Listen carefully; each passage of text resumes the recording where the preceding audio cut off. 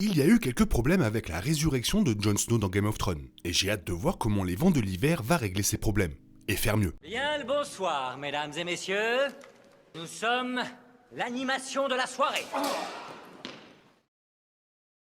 La mort et la résurrection de Jon Snow étaient inévitables, mais la série dépassant les livres a posé un problème, sans aucun plan sur la manière dont il reviendra. Avec les vents de l'hiver qui prend si longtemps, il n'y a toujours pas de réponse quant à la façon dont Martin ramènera Jon, mais on peut raisonnablement supposer que cela se produira compte tenu de son importance dans l'histoire. Grâce à la portée des livres, à leur nature et à d'autres différences par rapport à la série, le roman peut corriger certains torts de la saison 6 de Game of Thrones et au-delà. La théorie du retour de Jon Snow qui a longtemps été parmi les plus populaires et c'est une théorie que j'aime car c'est à la fois une manière intelligente et une manière géniale d'utiliser les loups. C'est que Jon commence les vents de l'hiver transformé en fantôme. L'idée est que le corps de Jon a été tué, mais que sa conscience a été transférée dans son loup à la dernière seconde. L'idée principale de la théorie vient de la mort de Jon dans A Dance with a Dragon qui laisse au moins entendre que cela aurait pu se produire.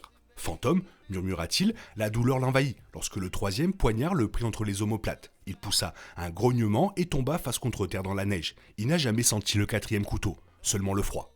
La preuve est double, le dernier mot de Jon est fantôme, appelant son loup, et ensuite il n'a pas réellement senti le quatrième couteau, ce qui pourrait s'expliquer par le fait qu'il s'est précipité dans Fantôme à ce stade. Le warging de Jon n'a jamais été montré dans Game of Thrones, et même si les livres ne l'explorent pas autant que le pouvoir de Bran Stark, il est là. Il y a aussi un passage de Mélisandre dans le même livre qui ajoute beaucoup plus de poids à la théorie.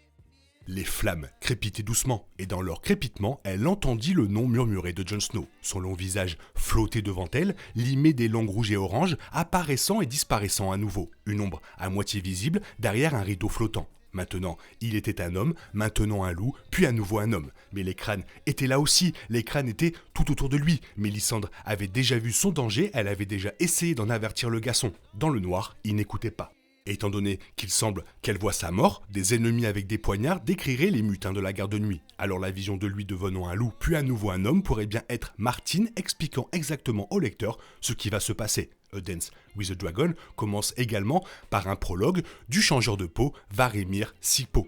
Notamment, il se transforme en loup et une partie du chapitre parle de lui qui envisage de commencer sa seconde vie en tant que loup, laissant son corps humain derrière lui. C'est une théorie intéressante car elle est très différente des autres résurrections que nous avons vues dans A Song of Ice and Fire. Beric Dondarrion et Catelyn Stark sont tous deux complètement morts avant d'être ressuscités. C'est donc quelque chose qui a été fait. Avoir Jon techniquement vivant, dans un sens, le rend unique. Cela permet également de garder Jon actif sans le ramener trop tôt, car il pourrait y avoir des chapitres de point de vue suivants, Jon en fantôme. Tout comme dans Game of Thrones, la personne la plus susceptible de ramener Jon est Mélisandre. C'est elle qui a un motif clair ayant un intérêt établi pour Jon Snow, le potentiel d'avoir le pouvoir puisqu'elle est tellement connectée au Seigneur de la Lumière et la proximité puisque, dans les livres, elle est toujours au mur de toute façon, n'ayant pas voyagé avec Stannis Baratheon. La plus grande question est de savoir comment elle va faire. Dans Game of Thrones, c'était assez simple, mais les livres peuvent certainement rendre les choses beaucoup plus complexes et peut-être beaucoup plus sombres que le simple fait de prononcer les mots pour le faire revivre. Puisqu'elle n'a pas voyagé à la bataille avec Stannis, il semble que ce ne sera pas le moment ni la manière dont la mort de Shireen Baratheon se produira dans le livre. Il est donc plausible que Mélisandre brûle Shireen en sacrifice pour amener Jon, ce qui le rendrait encore plus choquant et ajouterait plus de conflit à ses sentiments concernant sa résurrection. Alternativement, Shireen, qui a du potentiel mais est trop éloigné de l'histoire de Stannis, il existe d'autres options si un sacrifice est nécessaire. Il pourrait s'agir de l'enfant de Gilly, et Craster, que les gens du mur pensent être en réalité le fils de Mance Rayder. Jon lui-même a changé les bébés dans un scénario coupé de la série, précisément parce qu'il craignait ce que Mélisandre pourrait faire avec un enfant, avec le sang du roi. Bien sûr, étant donné que l'enfant de Gilly n'aura pas du tout le sang du roi, on peut se demander si cela fonctionnera. Il se pourrait également que Bran et la Corneille à trois yeux aient un rôle à jouer dans le livre de Jon Snow sur la résurrection. Ils sont tous deux eux-mêmes au nord du mur et, en tant que warg puissants, ils peuvent au moins avoir le sentiment de Jon en tant que fantôme, ce qui pourrait conduire à une certaine implication ou même à un sacrifice pour le ramener. Il y a certainement plus d'options sur la table et chacune apporterait un plus grand sentiment de conflit et de tragédie, ce qui pourrait rendre la résurrection de Jon Snow beaucoup plus convaincante. Game of Thrones a laissé tomber les loups. Même si j'aime la série, j'ai longtemps pensé que c'était l'une des plus grandes déceptions en termes d'adaptation page à écran. Le problème ne vient pas des loups lorsqu'ils ont été utilisés, ce qui a conduit à des moments impressionnants, mais plutôt de leur faible implication. Dans les livres, les loups se sentent comme des extensions des Stark eux-mêmes. Vous avez une idée claire de leur personnalité et il existe un lien profond enraciné, renforcé par la capacité de plusieurs Stark à s'introduire en eux. Les principales raisons invoquées par la série pour ne pas inclure les loups, qu'ils coûtent cher et qu'il était trop difficile de les rendre beaux, ne m'ont jamais vraiment convaincu alors que tant de temps et d'argent étaient consacrés aux dragons. Je comprends qu'ils ont contribué davantage à l'histoire globale, mais les loups auraient dû être tout aussi importants et traités comme tels.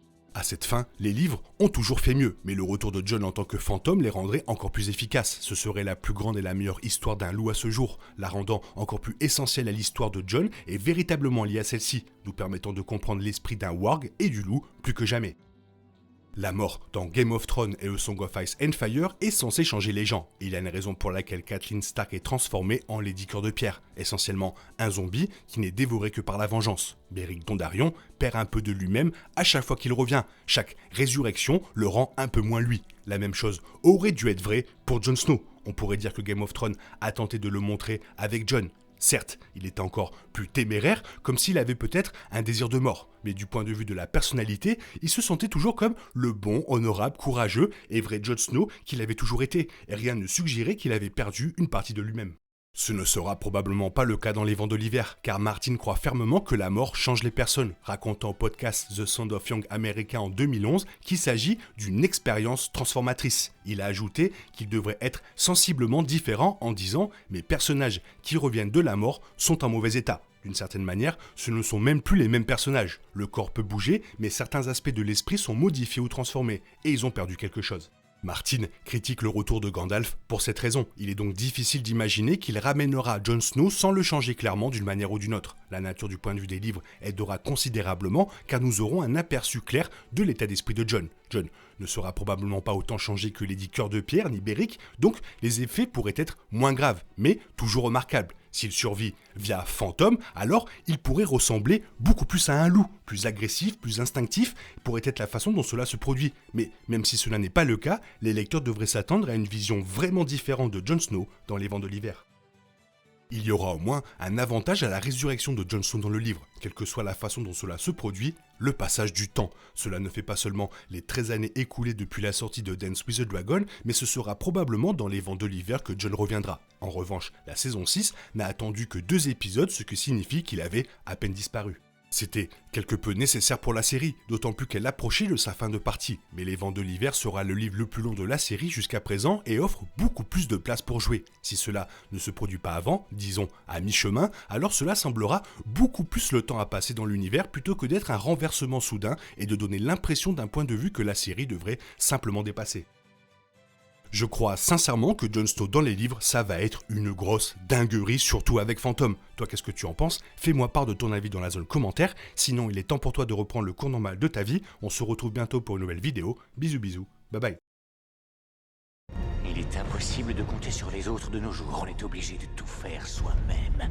Je me trompe? Rien de grave, j'avais tout prévu. Où va le monde, je vous le demande.